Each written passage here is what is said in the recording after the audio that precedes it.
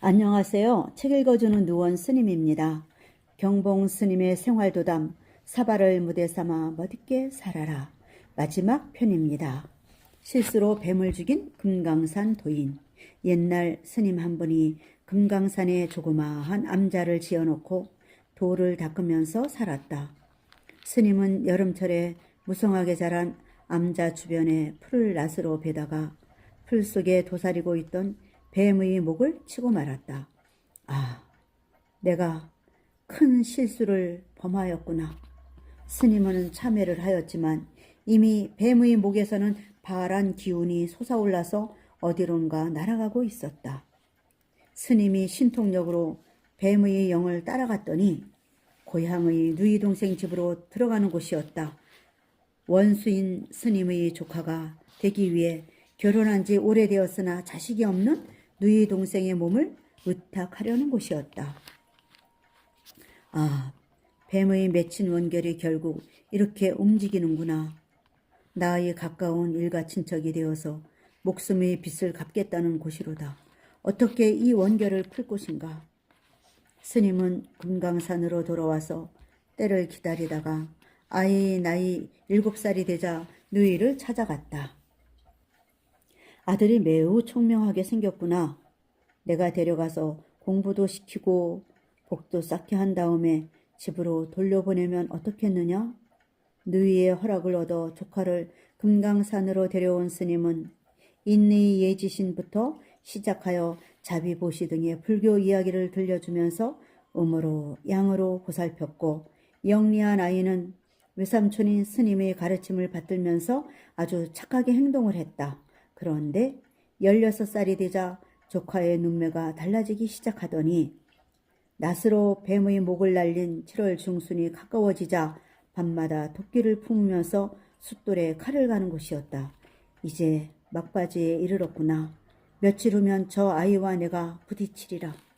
스님은 하루하루를 주의 깊게 지내다가 그날임을 느낀 날 저녁에 베개 여러 개로 잠자는 사람의 형상을 만들어서 이불로 덮어두고 벽장 속으로 들어가서 지켜보았다. 밤 10시가 되자 칼을 든 조카가 스님 방으로 들어서더니 서슴없이 온 힘을 다해서 이불 위로 칼을 내리꽂았다. 그리고는 칼을 내려놓고 중얼거렸다. 내가 외삼촌을 죽였다. 왜? 도대체 왜? 정성을 다해서 나를 길러주었고 사랑해 주었고 가르침을 준 외삼촌을 죽였다. 왜? 무엇 때문에 외삼촌을 죽였는가? 나는 미친놈이다. 미친놈이야. 조카는 대성통곡을 하였다. 숨어서 지켜보던 스님은 조카가 온 힘을 다해서 칼로 찌른 그 순간에 맺힌 원결이 완전히 풀어졌음을 알고 벽장 속에서 나와 조카를 품에 안았다. 얘야, 울지 말아라. 스님은 크게 당황해하는 조카를 진정시킨 다음에 실수로 뱀을 죽인 지난날의 이야기를 들려주면서 그 인과관계로 조카가 오늘과 같은 행동을 하였다는 것도 깨우쳐 주었다. 이제 너와 나 사이에 맺힌 원결은 모두 풀어졌다. 날이 밝으면 집으로 돌아가서 세상을 복되게 가꾸면서 살아라. 우리도 해능대사나 금강산 스님처럼 지혜의 빛으로 업의 결박을 풀고 자유를 누리는 불자가 되어야 한다. 공부를 잘해서 우리의 인생을 크게 바꿔 나가야 한다. 하루에 얼마의 시간이라도 꾸준히 불교 공부를 하다가 보면 집중력이 생기고 선정이 깊어져서 마침내 지혜가 열리게 되는 곳이니 인생을 낭비하면서 지내지 말고 나를 찾고 무명을 밝히는 공부를 꾸준히 하기 바란다. 그리하여 큰 힘이 생기면 그 도력으로 능히 수많은 이들을 제도할 수가 있으니 이번에는 좁쌀 새알의 빛을 소가되어 갔다 편입니다. 석가모니께서 전생에 바라제 존자라는 이름으로 불렸던 때의 일이다. 계율을 잘 지켰을 뿐 아니라 언제나 선정을 닦고 지혜의 힘을 길렀던 바라제 존자는 오곡이 무르익은 가을 벌판을 거닐다가 오동통하게 무르익은 조가 너무 보기 좋아서 손으로 살며시 쓰다듬었다. 그러자 좁쌀 세 알이 손바닥에 떨어졌다. 존자는 망설였다. 먹자니 남의 곡식이라 훔치는 곳이 되고 버리자니 아까운 곡식을 함부로 하는 곳이 되기 때문이다. 그래서 버리는 것보다는 먹는 것이 옳다 싶어서 입에 넣었다. 남의 곡식을 그냥 먹었으니 빚을 갚아야지. 존자는 신통력으로 소로변에서 그 밭에 서 있었고 밭 임자는 3일 동안을 지켜보아도 소의 주인이 나타나지 않자 자기 소로 삼았다.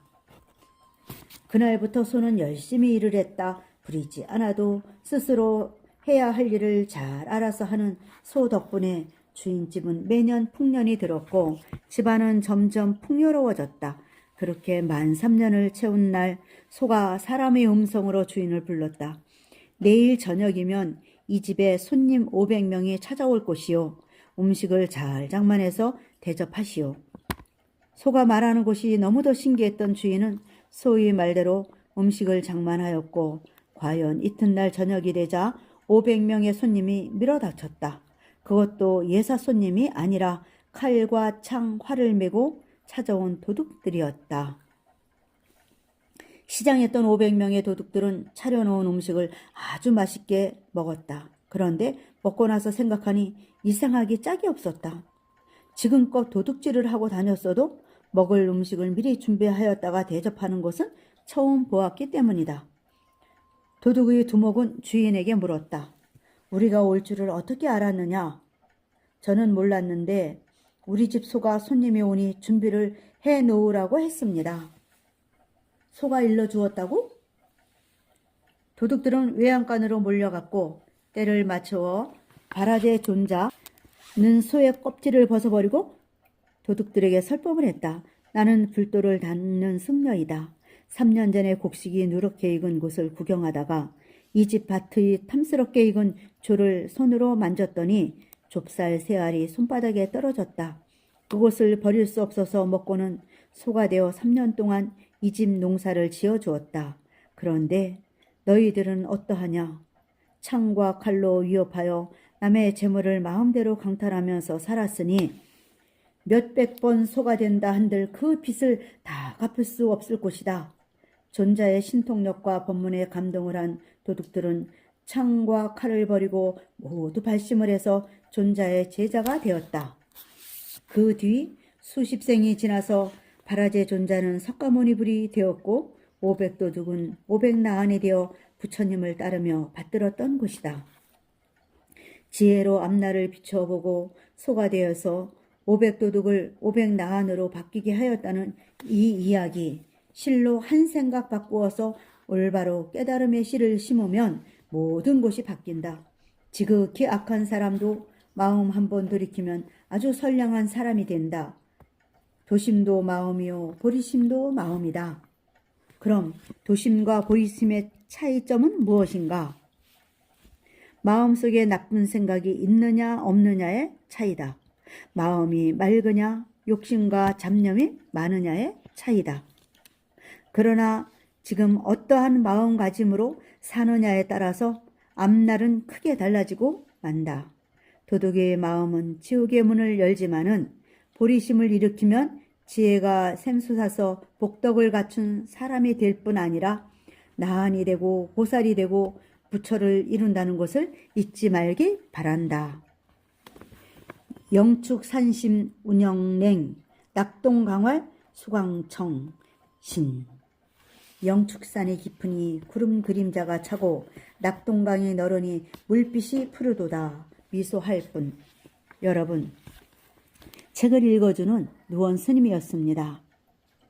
여기서 경봉 스님의 생활도담 사바를 무대 삼아 멋있게 살아라 편을 마치도록 하겠습니다.